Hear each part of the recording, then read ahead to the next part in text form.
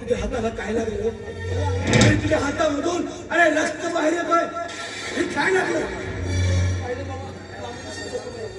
अरे बाबा, तुझ्या हातामधून रक्त बाहेर येतोय आणि तू तिला मामुलीची जखम म्हणतोय. अरे नेहमीप्रमाणे कोणासोबत काय मारपीट तर केली नाहीस ना? काय काय बोल. मी सांगते तुझ्या लाडक्या देवाचे कृत्य. अगं काय केलं मी देवानी? काय काय देवानी असं? अहो बाबा, काय नाही केलं ते विचारा. अरे काय सांगत आहे ते जरा स्पष्ट होत. विक्रम पांडेला बेदम मारहाण करून अपमानित केलं या देवानी. काय बोलतेस तू? काय बोलतेस तू? देवा, आजकाल जे काही सांगतोय हे सगळं खरं आहे. अरे मी तुला विचारतोय, हे सगळं खरं आहे? अरे पण काय केलं तू असं रे? काय केलं? अरे देवा, त्या विक्रम पांडे आणि त्याच्या साथीदाराला तू ओळखला नाहीस रे बाबा. अरे त्याच्या अंगावर हात टाकून फार मोठा गुन्हा केलाय. आता ते लोक तुला जीवला उठवल्याशिवाय अरे शांत बसणार नाही.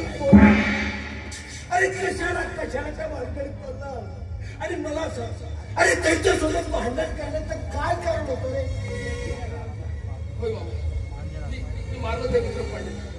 खरं तर मामा मी माझ्या मनाला आवडला, नाहीतर त्याची मर्डर झाली असती माझी. बाबा, त्याला कारण नसताना माझ्या भावाला मारहाण केली आणि जो हात माझ्या गर्दनपर्यंत उठतो ना त्याला मी कापल्याशिवाय सोडत नाही.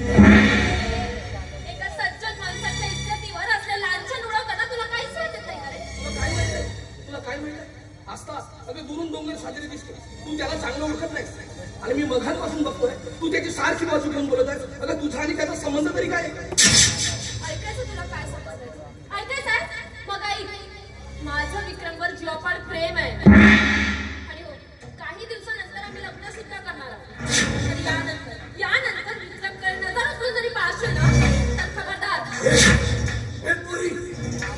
काय बोलते तू? काय बोलते? आता बघाय तुला आता तो महाल वाढीत राहणारा माणूस आता तुमच्यासारख्या एक गरीबाच्या झोपडीत बसणार आहे तो. नाही, हे शक्य नाही. मला याची मत मान्य नाही आहे. हे सगळं मी तुम्हाला सांगणारच होते बाबा. विक्रमवर माझं जीवापाड प्रेम आहे आणि त्याच्याशिवाय मी जगू शकत नाही. त्याचं आणि माझं लग्न झालं नाही ना बाबा तर मी आत्महत्या करेन. म्हणतात की प्रेम हे आंदोलन असतं, त्यात गरीब श्रीमंती ऊच नीच हा प्रश्नच उद्भवत नाही बाबा. असं माझं हा प्रेमाचा भूत आपल्या डोक्यातून काढून, नाहीतर आयुष्यभर पश्चातापाची वेळ तुझ्यावर येते. आणि तो विक्रम पांडे म्हणजे काही साधा सुद्धा माणूस नाही, तर एक नंबरचा स्त्रीलंपट. एकही अपशब्द ऐकून घेणार नाही. आणि काय रे, कोण होतं तुम्हाला सांगणारा? तुला आणि तुझ्या भावाला तुझ्या आई वडिलांना असं कचऱ्यात फेकून दिलं होतं. तशा वेळेस माझ्या बाबांनी तुला या घरी आणलं. अरे या घरचा आसरा दिला, 2 टाईपचं खायला अन्न दिलं, शिक्षण पाणी केलं आणि आज तू आम्हाला शांतपणे शिकवलं करा.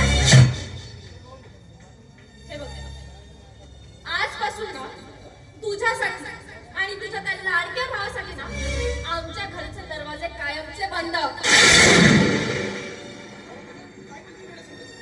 आणि हो, आताच ना तुझं सामान पॅक करायचं आणि निघायचं इथून.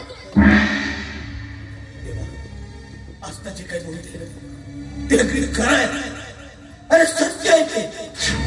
अरे तुझ्या या रोजच्या भांडणामुळे अरे मी कंटाळलोय. कंटाळलोय मी. अरे मी एक गरीब माणूस आहे. अरे मागावाली कोणी नाही. आणि उद्या तुझ्यामुळे माझ्या पोरीचं काही काही बरं वाईट झालं तरी या समाजाला तोंड दाखवण्याच्या लायकीचा राहणार नाही. तेव्हा मी तुला एक माझी गोष्ट ऐकायला तेव्हा मी तुझ्याशी बोलतोय. माझी गोष्ट ऐकतो. हा देवा तुमच्या स्वप्नाच्या बाहेर जाणार. पण त्यासाठी तुला माझ्या डोक्यावर हात ठेवा लागेल. अरे तुला माझ्या डोक्यावर हात ठेवा लागेल.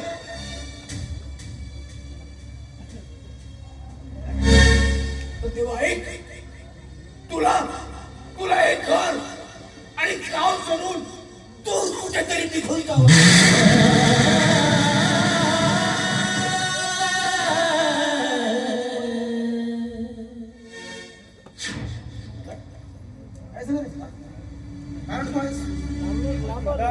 काय म्हणतोस तू? सांगशील काय झालं? काय म्हणतोस तू? मग काय झालं? दादा रडतोय? काही नाही. बस तुम्हा दोघा भावाच्या म्हणण्यासाठी सांगतोय की तुम्ही दोघेही हे घर आणि गाव सोडून निघून जावा.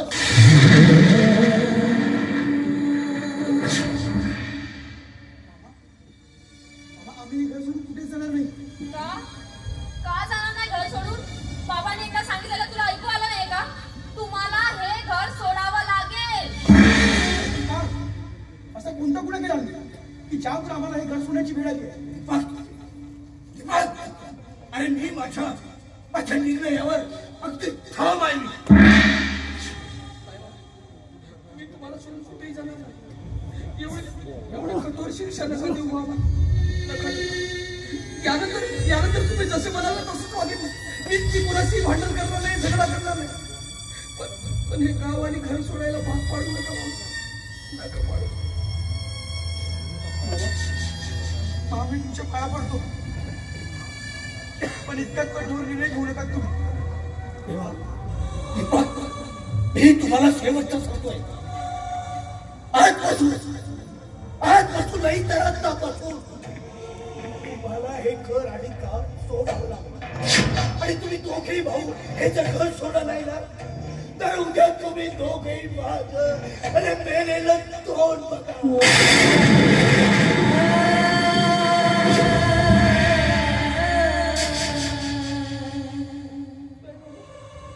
असले अभद्र शब्द बोलू नका. मी माझ्या अंगाच्या कातड्याची चप्पल शिवून जरी तुमच्या पायात घातले ना तरी तुमचे उपकार नाही फेडू शकत. मी कोण कुठला तुमच्या आणि माझे कुठलेही रक्ताचे संबंध नसताना सुद्धा तुम्ही आम्हाला या घरात आणलं, लहानाचं मोठं केलं. आणि हे घर आणि गाव सोडल्यामुळे जर तुम्ही सुखी होत असाल ठीक आहे. हे घर आणि गाव सोडून मी कुठेही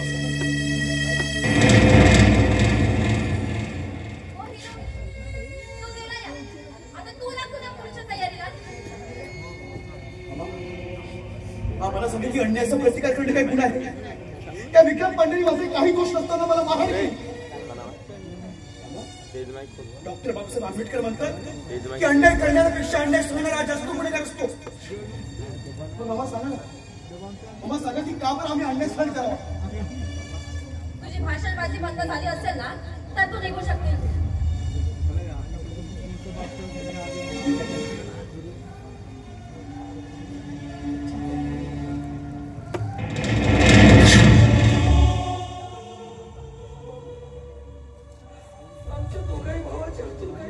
झाली असेल तर आम्हाला क्षमा करा. स्वतःची काळजी घ्या.